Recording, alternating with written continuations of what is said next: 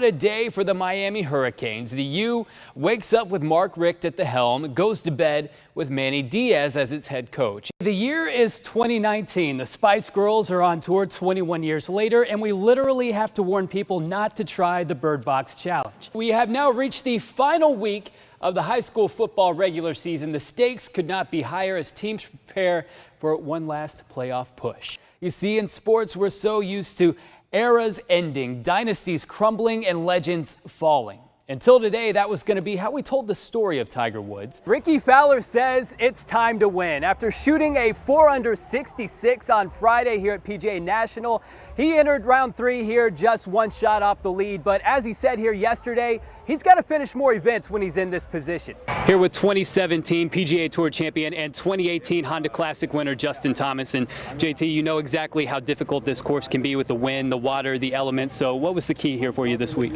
Just staying patient. Antonio Jones-Davis says that he will have 50-plus friends and family members in these stands at FAU Stadium on Tuesday night. Now, Tim Tebow hasn't played baseball since the first term of the George W. Bush administration. However, as of this morning, he's an outfielder for the New York Mets organization. Just wrapped up the 2017 NFL Combine, where the top NFL draft prospects from across the country met in Indianapolis to undergo drills that measured their strength, speed, explosiveness, and IQ. But you know what? At the end of the day, it's really no different than what we do here at ESPN West Palm. Boy, let's go!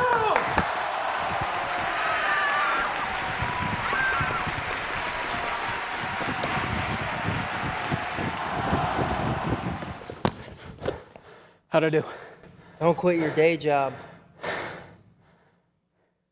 Well, it certainly looked like your everyday big league roster for the New York Mets. All the big names were there. Yoenis Cespedes, Jay Bruce, Noah Syndergaard was on the mound.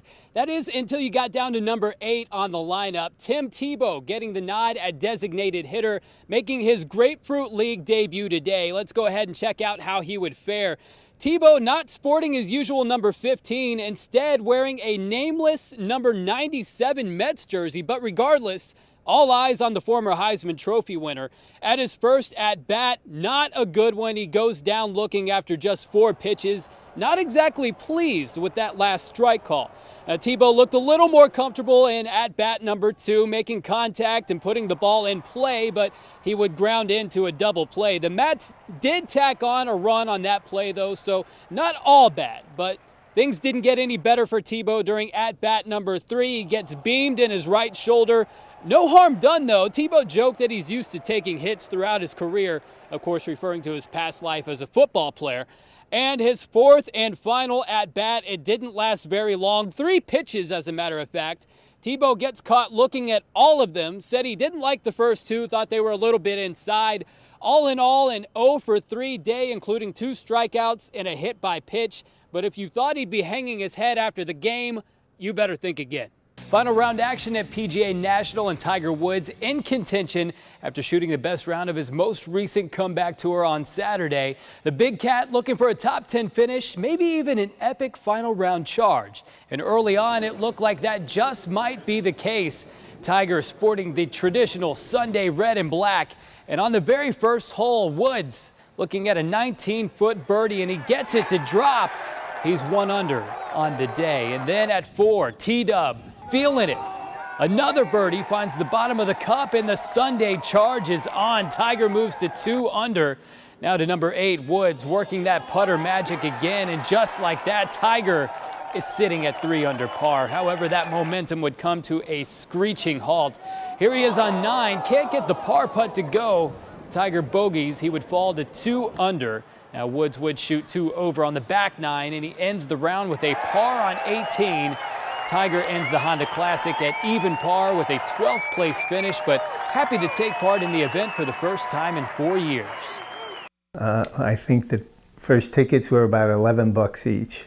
A lot has changed since 1966, but for Harvey Rothenberg and 4 of his closest friends, one thing has always remained the same. We're going to our 52nd game. More than 5 decades ago, the Boca Raton resident and his friends decided to go to a little-known event in Los Angeles called the World Championship Game. We were excited and we said, you know, why don't we try to make this thing, go? We'll go as many times as we can.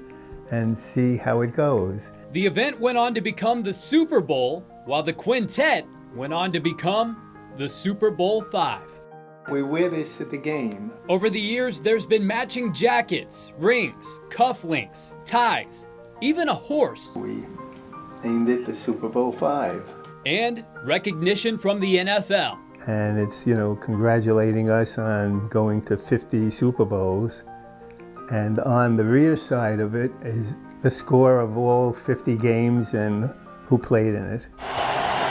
The most exciting game, he says, a come-from-behind win for his beloved New York Giants over the then undefeated New England Patriots. We won 17-14, so it's never over till it's over. But it's the unbreakable bond that's lasted more than 5 decades that keeps the group coming back again and again and again. It's the camaraderie that's more important now than the game itself. We feel good about each other. We're like brothers. Rothenberg says the group has overcome financial struggles and deaths in the family until this year. Al Schrager's the prez. An illness has them one man down for the first time ever.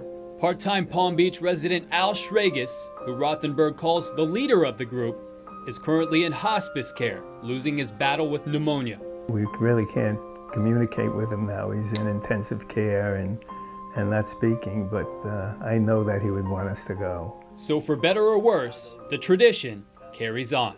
As long as I'm 6 feet above ground. Most of us are in our 80s, and so I don't know how long it's going to last. We're going to try to keep it going for as long as we can go. Throws towards the end zone. Intercepted! On the run, Jalen Young. Here he comes, bringing it out of the end zone. There's so much that goes into a jersey number. It's not even, I think about it, it's embedded in me. But for safety Jalen Young, It's tattooed on me in red ink. the number 18 is everything. The number 18 is Roman numerals on my arm. But it was originally Jalen's younger brother, Antonio, who was set to wear the number. He was so excited. Every day he would come in the house, Jalen, I'm gonna wear number 18. This is my jersey. This is what it's gonna look like. And it just so happens my stepfather was number 18 when he played for Troy University. A number that took on a new meaning 4 years ago when Antonio, just 13 years old at the time, suffered a gunshot wound to the head that left him unable to play football. My mom's calling me just crying. I'm like, what is she crying for? What's going on? I'm like, I just left you. She's crying. She's like, your brother, he's been shot. On July 3rd, 2014, Antonio was shot in the head by a friend while they were playing with a pellet gun in the home across the street. That night, I was just, because it was just on my mind all night, I'm like, I gotta do something, I gotta do something. And that night I called one of my teammates and was like, would it be okay if I switched number 18s to, if I switched 18 and you took 3? And he was like, yeah, and so that's why I wear that number and I wear it with pride. The shooting, which was determined to be an accident, left Antonio dead at the scene. When he got in the back of the ambulance truck, his heart just started beating back, and that's when they called the trauma hawks. But when I getting to the hospital, they came out. They was like, listen, it'll be a miracle if your brother came out of this. It would have to be a sincerely miracle. But they was like, this is the place where miracle happens. 3 days later, Antonio underwent emergency surgery at St. Mary's Medical Center in West Palm Beach. 2 weeks after that, he woke up. I saw him for the first time. I saw him, his skull was, this part was removed. So I'm just like, the first thing I do, I just cried. I just looked at him in the eyes and I just cried. And then he looked at me and he just told me, he was like, don't cry, it's gonna be all right. I was just happy to have my brother back. And not only back, but he woke up 100%. That was nothing but God. A new lease on life for Antonio. It just makes me feel like, there's always someone looking. There's always someone there. It's just really hard to just think back about. Snap on 3rd and 1. They fake the handoff to Smith. Fine is hit in the backfield and dropped by Jalen Young. And motivation both in the classroom and on the field for Jalen. My brother's, he's my everything. He was gonna be better than me for sure. And so I just feel like I'm living for him. I'm living through him. Once I touch that field, everything is for him. Antonio, who goes by AJ, has fully recovered from that gunshot wound. And although he can no longer play football, he attends every home game and remains his brother's biggest fan.